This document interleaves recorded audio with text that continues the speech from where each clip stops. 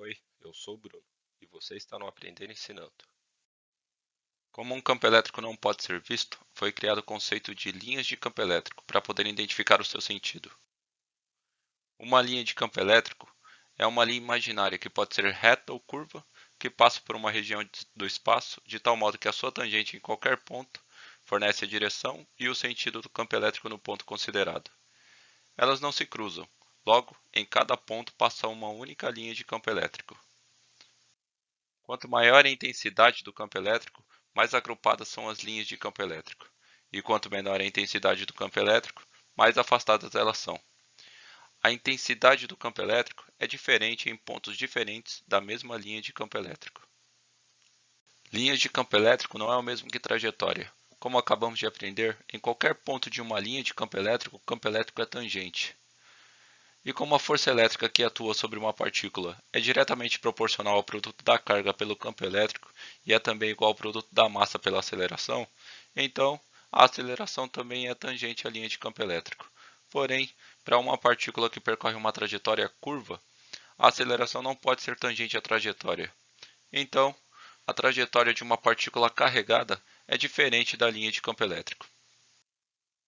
A lei de Gauss é uma forma equivalente da lei de Coulomb que permite facilitar o entendimento da relação entre carga e campo elétrico.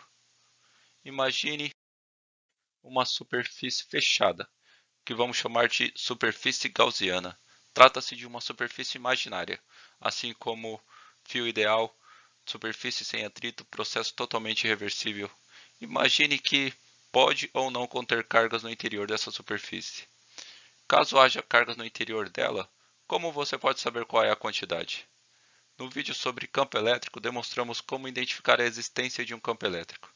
Para essa situação, basta medir a intensidade do campo elétrico sobre a superfície, já que ele depende apenas da carga que o gerou. Em um campo elétrico, não existe fluxo de elétrons. Porém, vamos adotar essa ideia para poder avançar. Vamos seguir com a mesma convenção adotada em campos elétricos. Logo, quando a carga for positiva, o fluxo de elétrons está saindo da superfície, e quando ela for negativa, o fluxo de elétrons está entrando na superfície. Agora vamos fazer algumas reflexões. Se a carga no interior de uma superfície gaussiana for igual a zero, o campo elétrico também vai ser igual a zero. Logo, o fluxo de elétrons também é igual a zero. Agora, imagine duas cargas, uma positiva e outra negativa de mesmo modo no interior de uma superfície gaussiana. Se aplicarmos o princípio de conservação da carga elétrica, temos que a carga líquida no interior da superfície vai ser igual a zero. Mas estamos falando de carga elétrica, logo existe um campo elétrico. Nesse caso, metade do campo elétrico aponta para fora da superfície e a outra metade aponta para dentro. No fim, o fluxo de elétrons vai ser igual a zero, já que os dois fluxos se cancelam. Agora, imagine uma superfície gaussiana sem nenhuma carga no seu interior. Contudo, existem cargas fora da sua superfície que geram um campo elétrico, que entra na superfície por uma de suas extremidades e sai pela extremidade oposta. E nas faces laterais, o campo elétrico é paralelo à superfície, de tal modo que ele nem entra nem sai dela. Seguindo a mesma ideia do exemplo anterior, temos que o campo elétrico de dentro para fora em uma das extremidades da superfície cancela o campo elétrico de fora para dentro na outra extremidade. Em qualquer superfície gaussiana, o fluxo de elétrons depende apenas da carga no interior da superfície. Imagine uma superfície gaussiana com uma carga no seu interior. Logo, ela produz um fluxo de elétrons. Se duplicarmos o valor da carga, o fluxo de elétrons também vai duplicar. Agora, se duplicarmos as dimensões da superfície, o fluxo de elétrons se mantém. Ou seja, ele não depende nem das dimensões nem da geometria da superfície. O fluxo de elétrons é dado pelo produto do vetor campo elétrico pelo vetor área. Mas Bruno, você acabou de dizer que o fluxo de elétrons não dependia nem das dimensões nem da geometria da superfície, e agora está dizendo que ele é dado em função da área? O campo elétrico é sempre perpendicular a qualquer superfície e depende apenas da carga. Se colocarmos ele em função da carga, temos que o fluxo de elétrons de qualquer superfície é dado pela carga no interior da superfície dividido pela permissividade elétrica. Agora imagine uma superfície com vetor área paralelo ao vetor campo elétrico.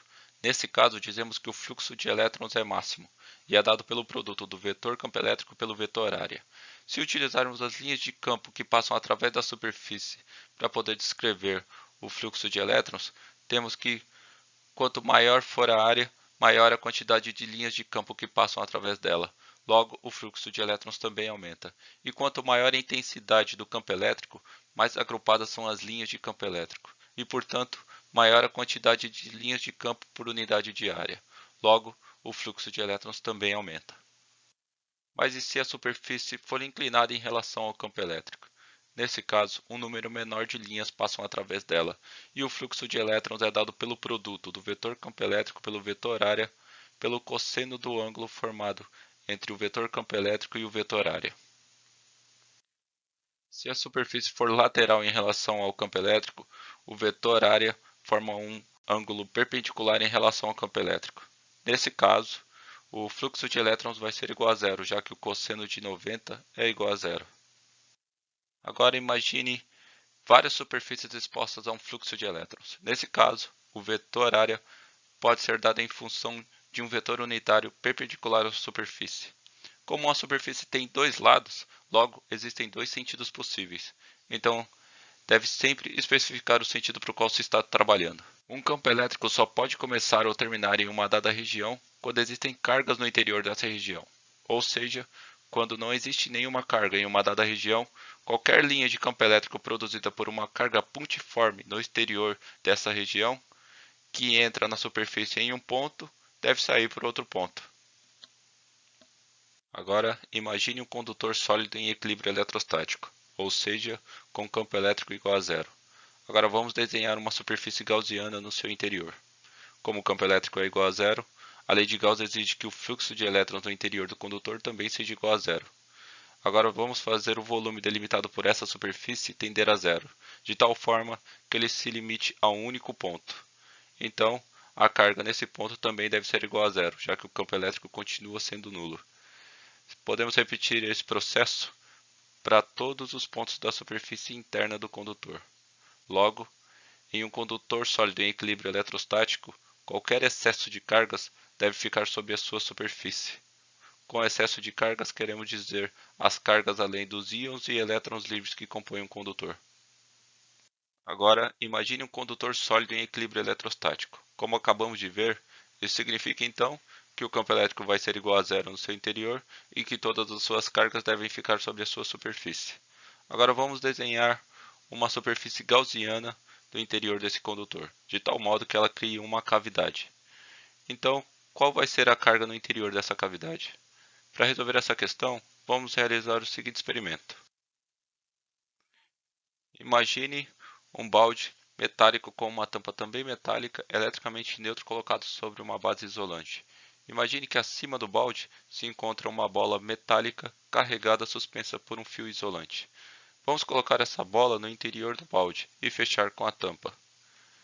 Perceba que surgem cargas induzidas na parede interna e externa do balde e da tampa.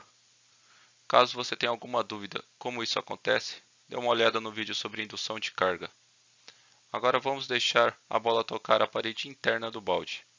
Nesse caso, a superfície da bola passa a desempenhar o papel de superfície de uma cavidade. E de acordo com a lei de Gauss, a carga total na superfície de uma cavidade deve ser igual a zero. Logo, a bola perde as suas cargas. Agora você já deve ter uma ideia de como funciona o gerador Van de Graaff que deixa os íons do seu corpo carregado quando você toca na esfera. Uma correia transporta de forma contínua cargas para a superfície interna de uma esfera oca. Essas cargas não podem ficar ali, então elas são transportadas para a superfície da esfera. A grande vantagem do gerador Van de Graaff é que ele permite atingir rapidamente um campo elétrico e uma carga elétrica elevada na superfície da esfera. Quanto às suas aplicações, ele pode ser usado em demonstrações de física e como um acelerador de partículas carregadas. Agora imagine que você queira proteger o seu celular ou até mesmo você contra um campo elétrico indesejado. Uma alternativa seria colocá-lo dentro de uma caixa condutora ou cobri-lo totalmente com material condutor, tal como uma fina camada de cobre. O campo elétrico externo produz uma redistribuição das cargas livres do condutor, gerando acúmulo de cargas positivas em uma das partes da superfície e igual acúmulo de cargas negativas na outra parte, que acabam funcionando como uma blindagem eletrostática. Como assim, Bruno? Essa distribuição gera um campo elétrico adicional que se sobrepõe ao campo elétrico inicial, de tal modo que o campo elétrico total no interior da caixa seja igual a zero. Essa distribuição também produz alteração das formas das linhas de campo que passam nas vizinhanças da caixa. Agora você já sabe o que fazer quando estiver dentro de um carro e começar uma tempestade com raios. Isso é tudo, pessoal. Um abraço e até o próximo vídeo.